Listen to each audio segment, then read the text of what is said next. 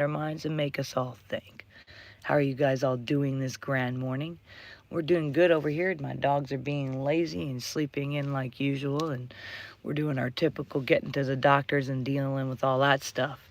But anyways, I want to talk to you guys a little bit about becoming untouchable, mastering your response in the shadow of self.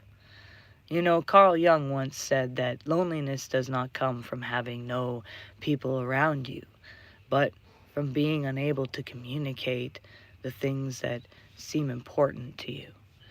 In this journal, Jung was not just speaking of social isolation, but of the deep ache that comes when we are disconnected from our truest selves, and this disconnect often manifests through reaction, impulse, unconscious, and reflective to the world around us.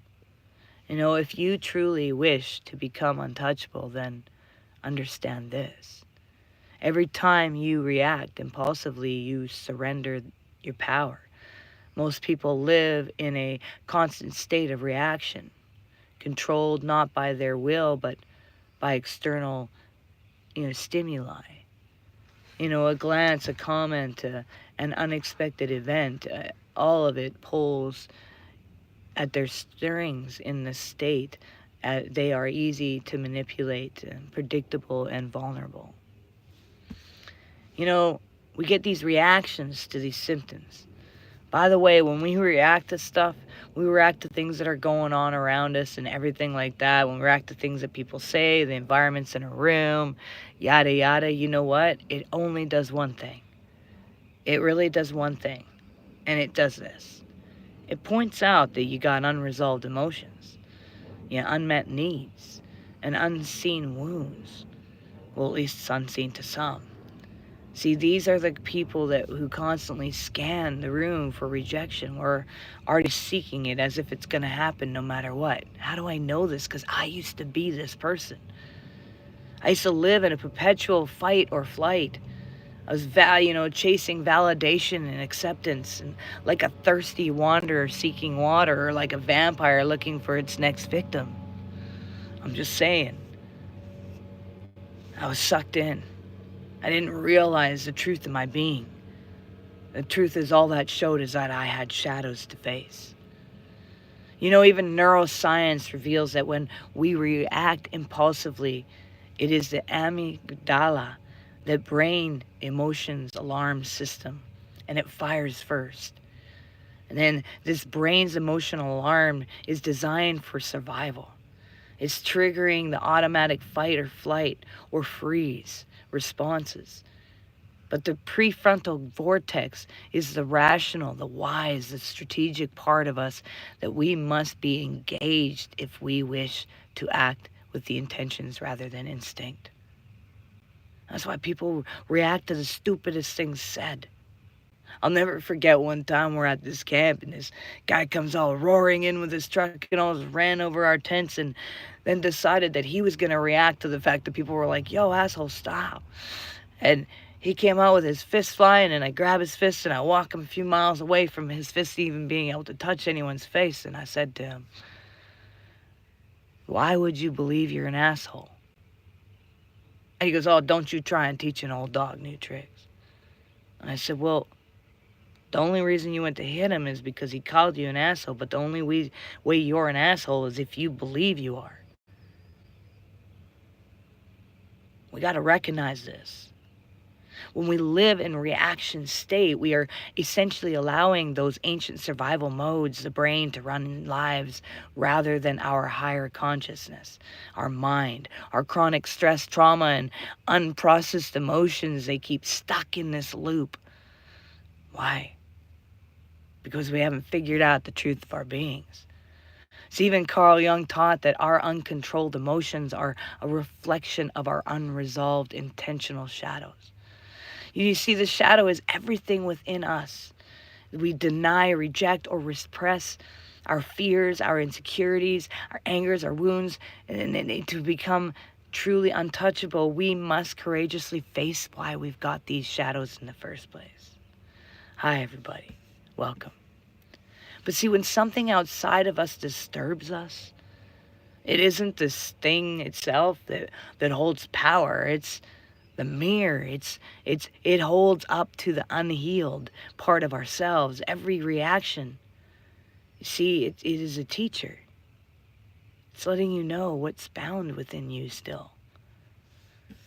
You know, the Stoic ancient Greek that understood this well, Marcus Aurelius, wrote that you have power over your mind, not outside events. Realizing this, and you will find strength.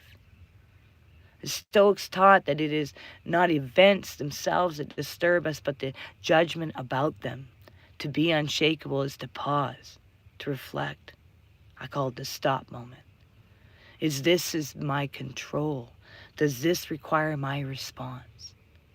You see, the untouchable person is not one who feels nothing, but one who chooses when and how to respond. They choose wisely. Understand when they respond, they really thought about it. They weighed out everything. They know that even their responses what could gain, what they could lose. They go in prepared because they took a stop moment. You know, even Yahshua in Christianity taught that turning the other cheek, not in weakness, but in mastery, refusing to be pulled into the reaction energy of others. Even Buddhism, you know, mindfulness teaches us to observe through the emotions as passing clouds, knowing then the sky of awareness remains unchanged. In Hindu philosophy, detachment, you know, the Vayaya is valued not as indifferent, but as wise discernment over the deserved energy. They know what deserves energy and what doesn't. So to become untouchable is to understand that your peace is a sacred space, and not every battle is worthy of your spirit. Look at the great oak tree. In a storm, the winds rage, the rains pour, yet the tree remains rooted. It bends, but does not break. Nature teaches us resilience. The ocean is still itself, whether waves rise or fall. When we anchor ourselves in this way to something deeper than circumstance, we move through life like a mountain among passing clouds. You see the art of non-reaction. See, what happens when you no longer react to insults, chaos, or rejection? You see, you become unshakable. You no longer react to insults, chaos, or rejection. You become unstoppable. You reclaim your mind. You observe without being consumed. To watch the world as a spectator in a movie is not detachment, but conscious sovereignty. It's taking a moment. You cannot prevent people from provoking you, but you can choose your response. You know, those who can stand in the middle of chaos and peace know that the nothing outside them has power over them. That they have trained their minds to pause, to breathe, to reflect, to act strategically rather than react impulsively, to pay attention, to take that stop moment. Being untouchable is not about isolating or hardness or being out of touch. It's about mastering over self, understanding your original design, facing your shadows, choosing peace over drama, responding with wisdom, living aligned with nature's spirit and soul. And when you finally step into this place, no one can bend you. You are no longer a puppet to your emotions. You move through the world like the mountain, like the oak, like the ocean, present, powerful, unshaken. It's the reality.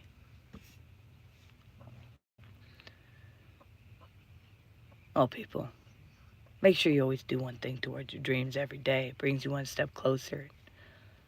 Make sure you recognize that you are you are valuable and you're unique.